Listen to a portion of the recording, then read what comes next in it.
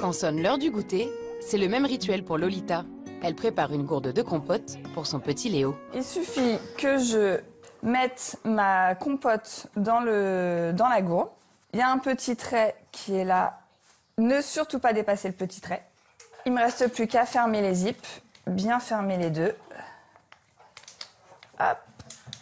Comme ceci, je vérifie que tout est bien fermé. Cette jeune maman a acheté ce lot de 3 gourdes réutilisables lors d'un salon dédié aux bébés. Coût total 14,90 €. Mais sensibilisée sur le traitement des déchets, Lolita n'a pas hésité et Léo les adore. Tu prends la compote? Oui, attention. Attends, regarde, enlève ça. Voilà. Ça marche tout de suite. Tout de suite. Dès que je lui donne, il adore.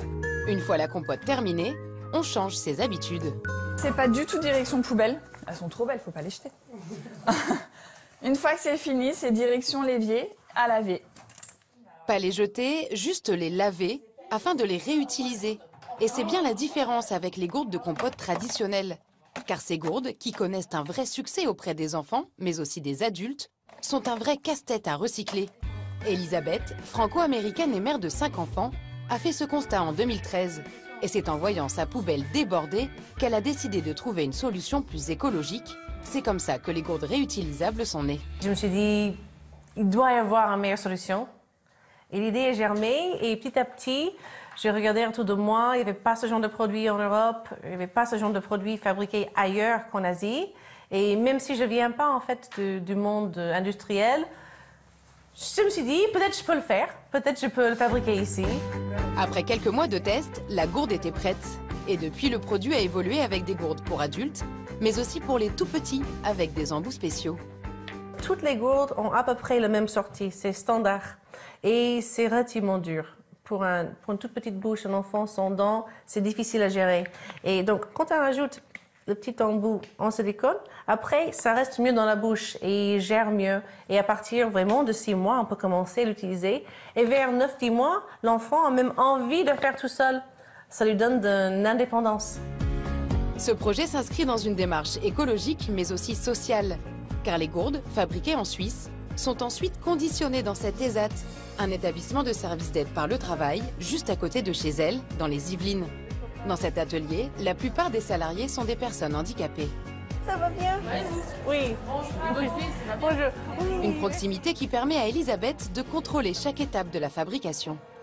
On a fait très attention. Moi-même, maman de 5 enfants, je ne pouvais pas créer un produit que je ne voudrais pas donner à mes enfants. C'était très important pour moi. Donc, c'est pour ça que tous nos composants sont de provenance européenne, tous aussi proches de la France que possible. Donc, Allemagne, France et Italie, et donc mis ensemble en Suisse.